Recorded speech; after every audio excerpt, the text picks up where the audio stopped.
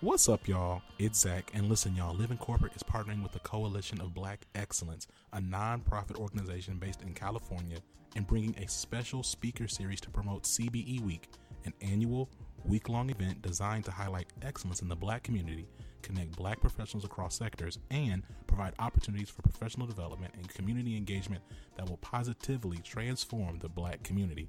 This is a special series where we will spotlight movers and shakers and leaders who will be speakers during CBE Week. And today we have Kiwoba Allaire. Hi, everyone. Kiwoba Allaire is the founder and CEO of Girl STEM Stars and an executive business partner at Google.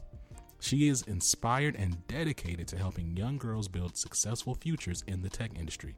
Kiwoba sits on local nonprofit boards for United Way, the Shares Activities League, the Family Network, and Ronnie Lott's All Stars Helping Kids.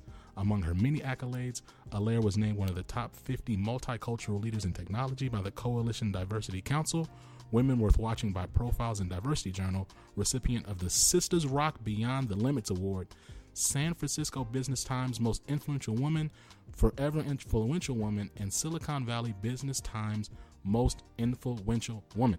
Now listen, y'all, we typically have air horns. We're going to drop the air horns right here. She got all the badges, she's certified, y'all. She is here. Welcome to the show, Kiwoba. How are you doing? Fantastic. Glad that the fires have subsided. God sent some rain and we have blue skies. It's nice to be in California today, to say the least, you know? Absolutely. Well, no, definitely happy that you and yours are safe and sound. So I know I gave our audience your profile in our intro, but do you have anything else you'd like for us to know about you? I'm from San Francisco, born and raised, and I'm married.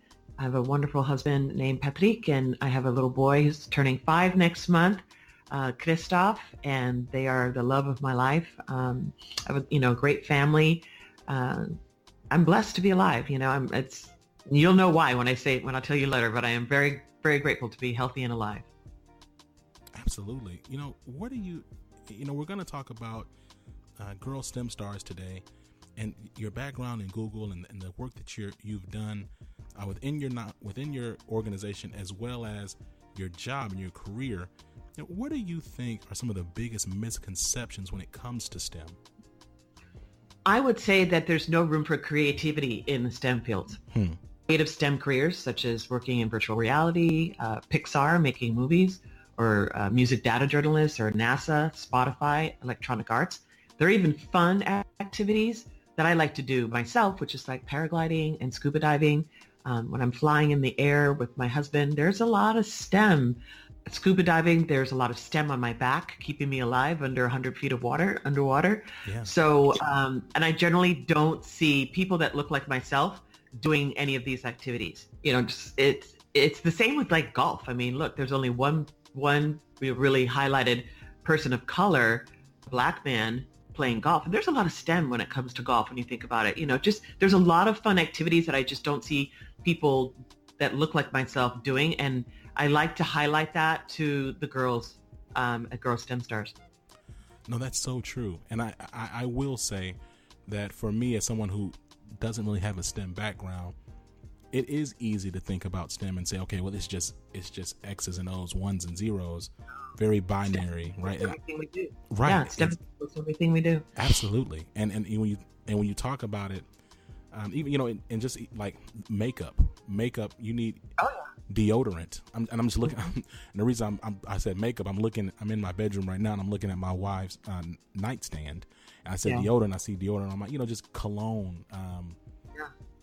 Print design. There's all types of things that I believe is integral to. So what impact, though, to your point around not seeing a lot of us in the spaces that you engage recreationally, what impact do you believe you are making when Black and brown girls see a Black woman featured so prominently in the STEM field?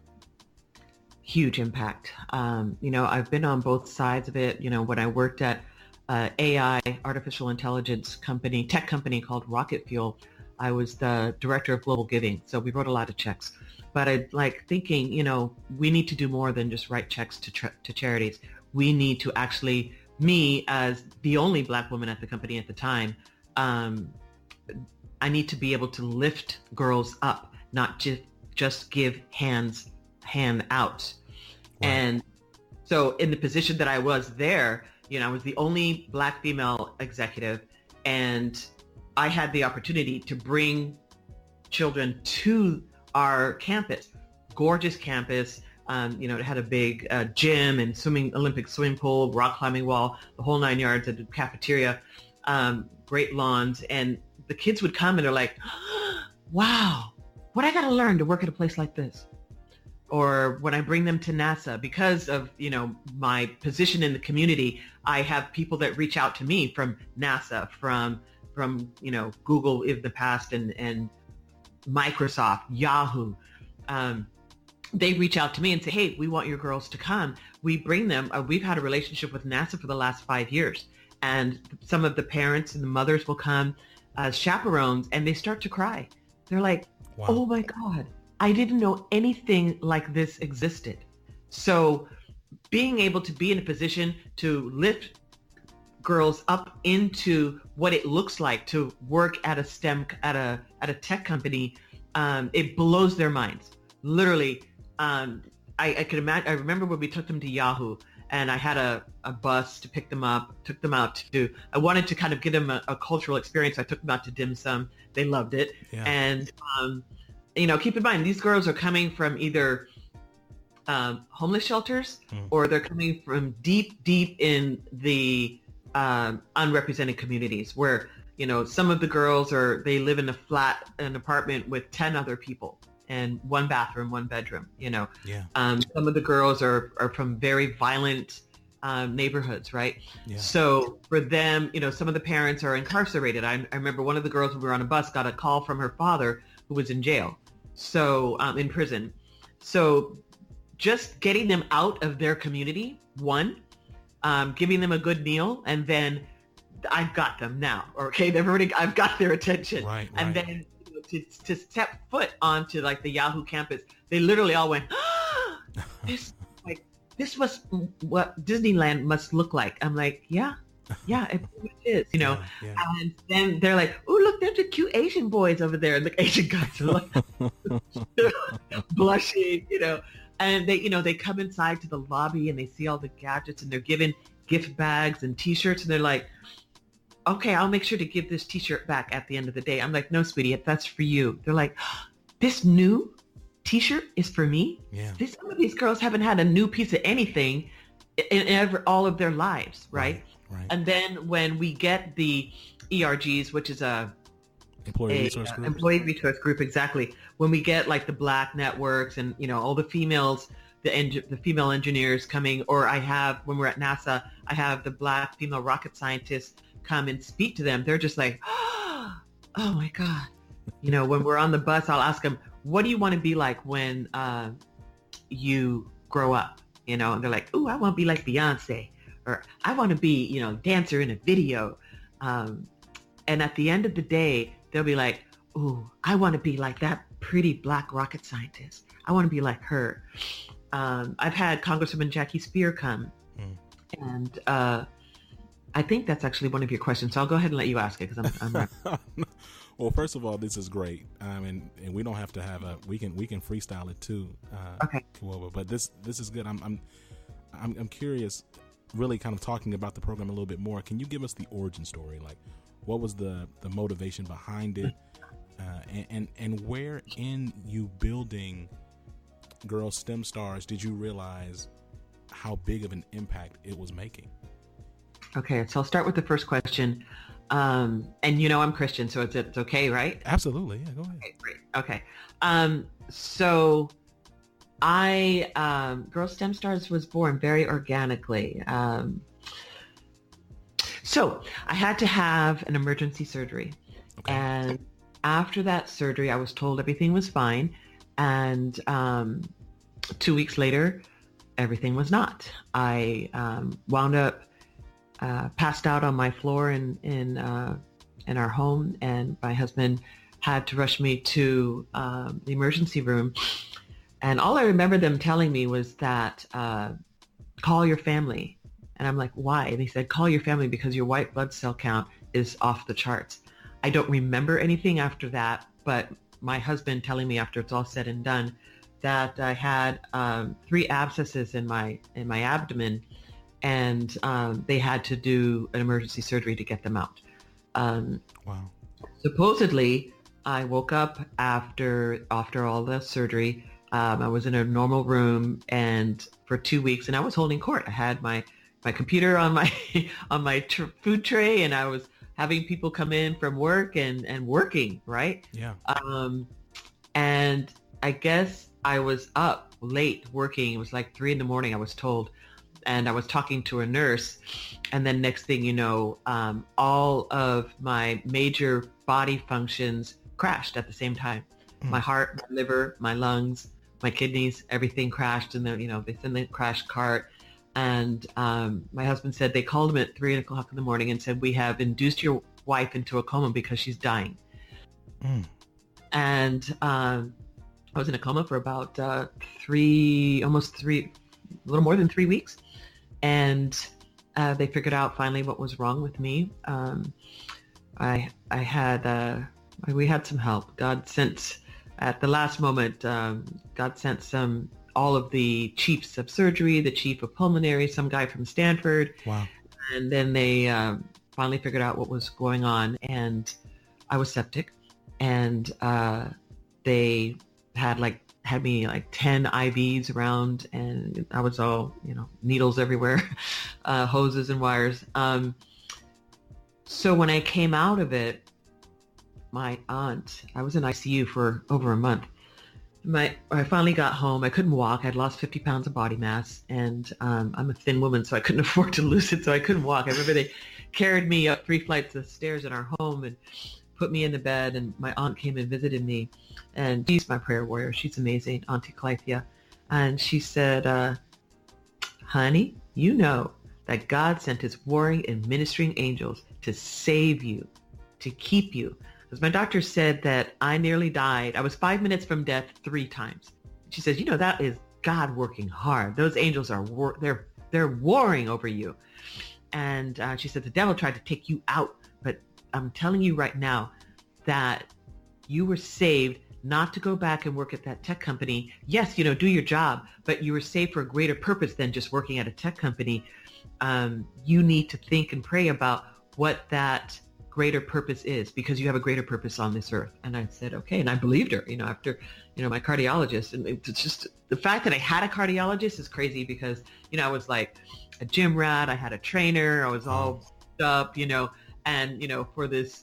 for my cardiologist, she was an Asian lady that stood halfway up me, right? And she's screaming at me going, "You must take your medicine. Do you realize you were 5 minutes from death 3 times?" I'm like, "Oh, okay, I guess I'll take the heart pills."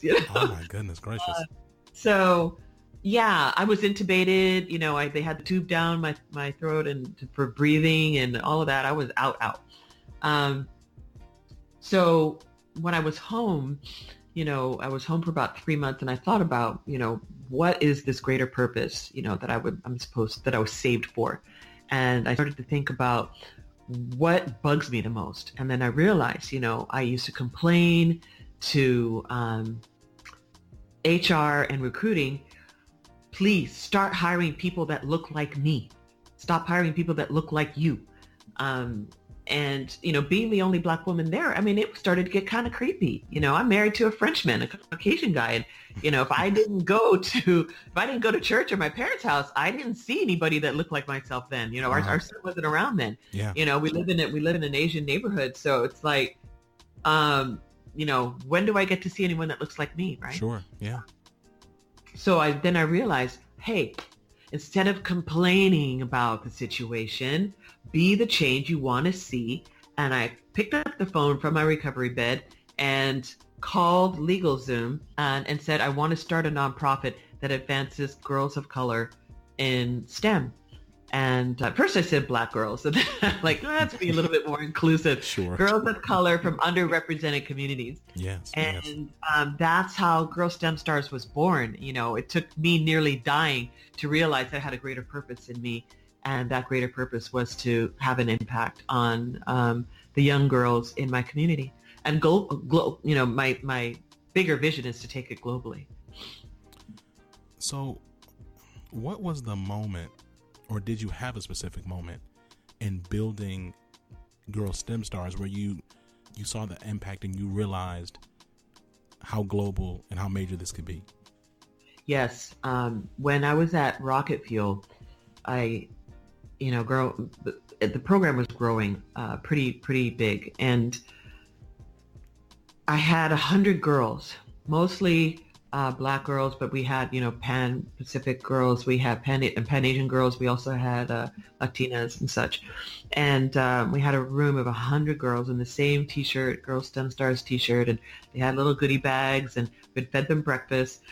I had Black female rocket scientists come in and speak to them, and I remember she's gorgeous. Her name is Aisha, and Aisha Bao, and she's amazing. You should interview her one day.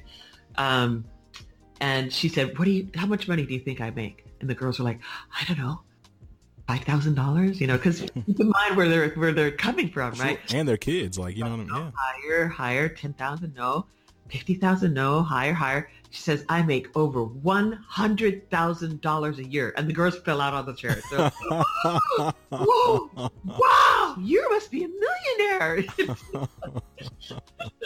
And I have all my speakers bring in their pictures from when they were the age of the girls, which is between 8 and 18. Yeah. But I prefer pictures like from when they're like 10 or something in pigtails, sure, doing sports or whatever, and then show them now like in different countries and then at their home and whatever and their families, so they can really relate. And so she'll say, this was me when I was a little girl in pigtails, and this is me now standing next to a celebrity or whatever it is, right? And the girls are just like going, wow, and then she talks about the type of work that she does. I had another lady come in and talk about how she's looking for water on Mars, and the girls were like, wow. Yeah. Then I had you got them hooked, right? And then I had Congresswoman Jackie Spear come in. Wow. And she is a mature woman, and she's Caucasian. And, when they had, she had her security guards and everyone coming, and, I had the girls line up and clap as she came in, and they were mumbling to themselves, what's this old white lady going to have to say to us? That's so funny, because that's so true. That's so Black. That's such an honest... and Jackie's my friend, right? And she's spoken for me many times, and I know she heard them, and she's like, okay. And I know I heard them, so Jackie and I are looking at each other, we wink at each other, so we get all the girls to sit down. And I don't remember if Jackie showed a picture of herself young. I don't remember, but she started off, and I introduced Congresswoman Jackie Spear, and she gets up there and she looks at them, and everyone's quiet. She's quiet. She waits for the moment. She goes, and she pumps she beats her chest, and she goes, I got shot up 5 times, left for dead overnight, nearly died. And they're like, oh, here she comes. Okay. Then she says, then I got married, I got pregnant, and my husband got run over by a car on his bicycle in Golden Gate Park. They're like, oh. And they're like, okay. She has their attention. They're all at the tip of their chairs. She goes, now I'm going to talk to you about adversity. Now I'm going to tell you how I need to know STEM to run this constituency. I am a boss. And then she ends it with a picture of her and President Obama. The girls jump out of their chairs. They're like, crazy. Oh man. And I'm like, oh my God. I had goosebumps going up my arms. And so then, at the end of the day, they all had little notebooks, and at the end of the day, and Jackie spoke forever. She's first, her people were telling me, okay, she's only got 30 minutes. Okay, it's only 30 minutes. But Jackie spoke an hour. And they're like, they were so frustrated. They're all spinning around in the hallway going, what are we going to do? We got to push stuff back. In her moment, she was in her element, right? So at the end, I said, okay, now you told me what you want to be when you grow up. You want to be like Beyonce, you wanted to be, a veterinarian so you could play with puppies, or you wanted to be a dancer in a music video. Now what do you want to be? They're like, I want to be like that badass congresswoman. Can I get her autograph? They all run up and they get in line to get an autograph from the badass congresswoman and take pictures with her and do selfies with her. We have just created a new STEM hero, an icon in their lives. Wow. That's when I knew we were making an impact.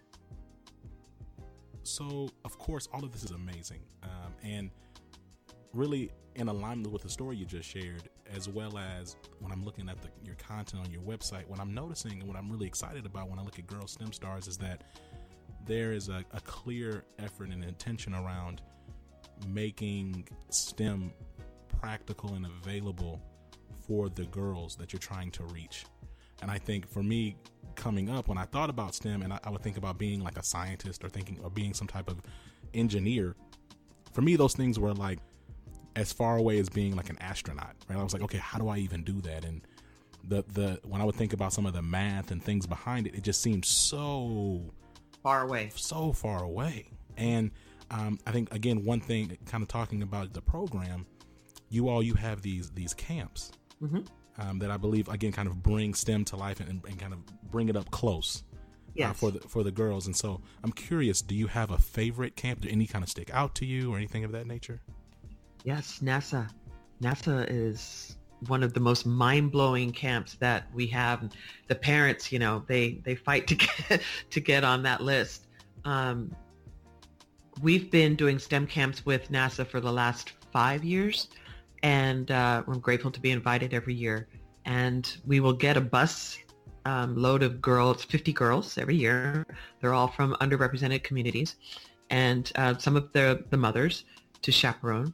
And when we roll into NASA, we stop at the big front gate, and one of the engineers will get on, the one that invites us every year, and he will give us a driving tour of NASA. And the girls are just, their faces, their noses are pressed to the windows going, wow, this looks like a movie set, like a sci-fi movie, and they're all just blown away. Right. And some of them, like the mothers, are crying going, I never knew anything like this even existed in the Bay Area.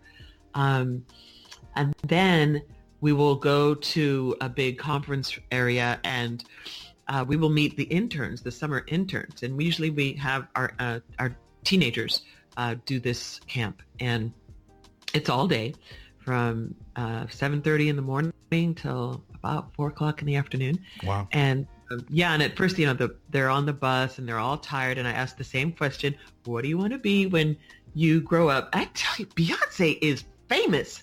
I mean, they always say Beyonce. She is beloved, though. Yeah. I'm waiting to hear like Nicki Minaj. I don't know. No, Beyonce. I think Beyonce has Nicki beat by a good mile or so. Yeah. So anyway, that's what they're saying on the bus, and I've got video of it too. So when we get there, they all get into the conference room. We feed them breakfast, and they're tired. They're not used to being, up that early in the morning, especially when we do these on Saturdays, and I tell them, you should congratulate yourselves because, you're investing in your future. You could be home like the other kids watching cartoons and eating cereal. Right. You're here, investing in your future and your parents, thank you.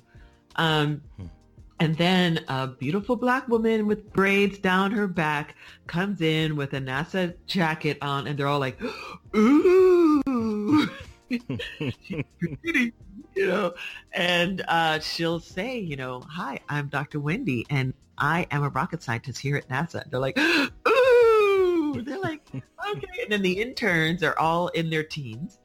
They're like, 16, 17, 18 years old. So the teenagers we'll go from station to station to station. We're probably hit by 5 different departments in NASA, and we all split up and we do breakout sessions, and we all split up, and there's an engineer, a rocket scientist that will take us, give us a tour, and we go around to these different locations. One could be drone testing. Another is a simulated spaceship, where we can actually go in and see what it looks like to live in a spaceship and touch things and hear what the interns are doing. They're creating little robots that fly in the air and bring tools to the astronaut. I mean, wow, just amazing stuff, right? And there's other kids that are, also working with rocket scientists to find water on Mars. That's a really big thing right now. And then we'll have they host a big lunch, a big barbecue lunch with a DJ, and the girls get out and they dance, and they get the the Black engineer group at NASA will come and they'll dance with them and they'll get to talk and get mentored by the Black females at NASA. And at the end of the day, of course, after, Dr. Wendy will speak to us again and show videos, I'll say, okay, what do you want to be like when you grow up? I want to be like Dr. Wendy. I want to be like those other Black women we were dancing with. So I wanted to have a real experience with these Black female engineers and rocket scientists where they eat with them. They eat at NASA. They dance with people. They get to hear what they do, the type of work that they do, how they got to where they got to. So they're completely immersed in the environment. And, it's like, I did NASA. It's like a major field trip to another country, to another world, really, another world. Because, from their little perspective, where they're coming from, some of these girls, like I mentioned before, a flat or a homeless shelter, a flat with 10 people or a homeless shelter. This is mind blowing. And you see their little minds just go pop. And I'm like, yes, we got them. Right. Yeah, it's cool. It's really cool. It's easy to underestimate the value or the impact that from outside looking in, what that has on a child. I remember for me, STEM wasn't really my background, Kiwoba, but it was music. And so for me in middle school and high school, I was one of the better players in Dallas, and I actually played in the Greater Dallas Youth Orchestra. And I was very cool. Yeah. And so I was able to play with the orchestra, and I was able to play at the Meyerson, which is like this big concert hall in Dallas, and it was great. And so world, right? That changes your whole world. It changes your entire world. And then even like, when I did some volunteer work, and done some volunteer work where you have underrepresented kids come in who come from poor backgrounds, and they get to see your workplace, and they view the work site, and they see you, and they see somebody like me. I'm a young Black man, and I tell them I'm a manager, and then I just did this, that, and the third. And I travel every week. Just them seeing me and them asking, like, so wait, you get to you do this, you and it just it changes their entire perspective. So that's incredible. I did the same thing. I bring the girls by my desk, like at Google or, wherever I was at Rocket Fuel. I would give them a whole tour of the whole building, and they're looking around. I'm like, there's where the engineers work. There's accounting. And one of my friends, they finally hired another Black woman who was the head of accounting. Yeah. And she'd come out and in all her glory, she wore beautiful clothes. She was stunning. She still is. And she's like, so I'm the accounting part of this tech company. And, you have to know math to be able to be in accounting. But this is another way to get into a tech company is through accounting. Then I'd introduce them to the head of marketing, who happened to be a female as well, not of color, but the head of legal was female as well. Yeah. The head of HR was female. So I would have them, we would go by each of their offices and their departments. She's like, I'm the boss of this whole department. They're like, oh, wow. They get to see the different departments in a tech company, right? Right. And so they meet, everybody, the engineers, everyone. So that also allows them to see the different avenues into tech companies or into tech in general.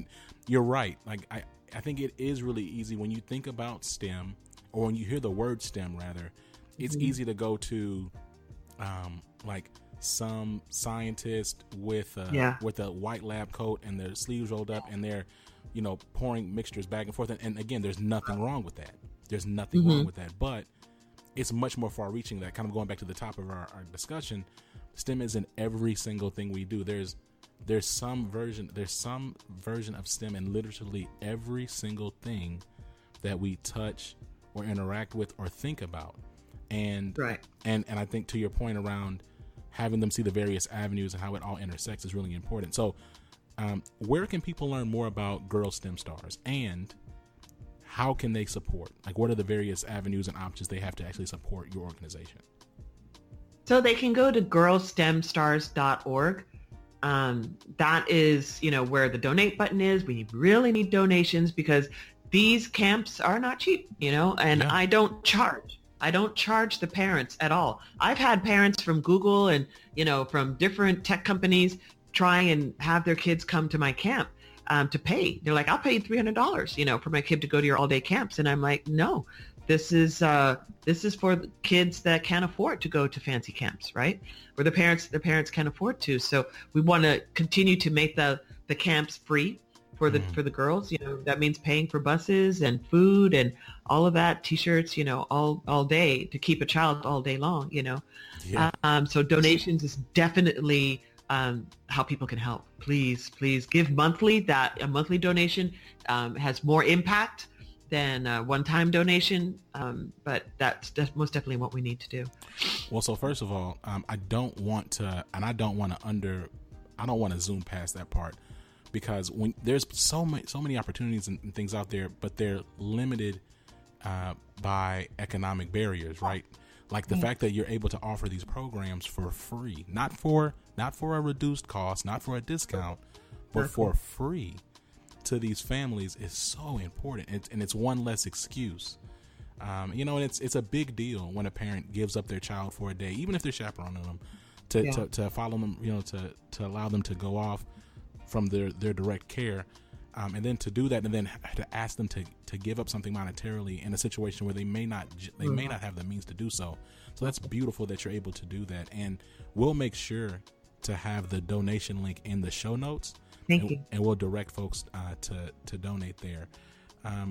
Now, this has been a great discussion, but before we go, I feel as if you have some more wisdom and some more jewels to share. So I'd like to ask if you have any parting words or shout outs before we wrap up here. I would say, you know, thank you, God, for saving my life so that I can have this impact on girls around the world. Also, to keep in mind that I'm not trying to, Girl STEM Stars isn't about getting girls just into tech companies, but we're also, you know, this is why our girls are from 8 to 18. We're also creating the future board members, the future decision makers, the future entrepreneurs of the world, you know, and that, you know, we want to have our girls be in those higher seats that are making the decisions about the world, about, you know, starting their own tech companies, maybe, starting whatever, being entrepreneurs, right? Yeah. And we're trying to give them that entrepreneurial mindset that you are in control. You know, that these kids, that they can make a decision to say, okay, I can watch cartoons in the morning, or I can go to a Girl STEM Stars camp at NASA, right? So giving them the opportunity, picking them up at the bus, feeding them, doing this all day long with them, it literally changes their whole world. I've had parents constantly sending me emails going, that one trip changed their whole daughter's perspective on life. And you know, her grades are better. She knows what she sees, you know, because a lot of the girls are regulars. Sometimes, you know, well, they're different, but for the most part, you know, when these girls get to go to all these different events, you know, Makers Fair and to City Hall and be treated like absolute ladies, you know, we treat them like gold. We roll out the red carpet for them. That day will never leave them. You know, it changes their whole life. And we know that we've changed them in that one day, and that they're looking for, they've seen and experienced a better future for themselves. Absolutely. And often just takes that one spark to set off a whole new set of dreams. So that's exactly. That's incredible. Well, awesome. Look, that does it for us, y'all. Thank you for joining us on the Living Corporate Podcast. Make sure to follow us on Instagram at Living Corporate, Twitter at livingcorp_pod, and subscribe to our newsletter through living-corporate.com. Remember, this is a special series brought to you by the Coalition of Black Excellence. To learn more about the Coalition of Black Excellence and their CBE Week, look them up at cbeweek.com. If you have a question that you'd like for us to answer on the show, make sure you email us at livingcorporatepodcast@gmail.com. This has been Zach. You've been listening to Kiwoba Allaire, founder and CEO of Girl STEM Stars. Peace, y'all. Goodbye. God bless you all.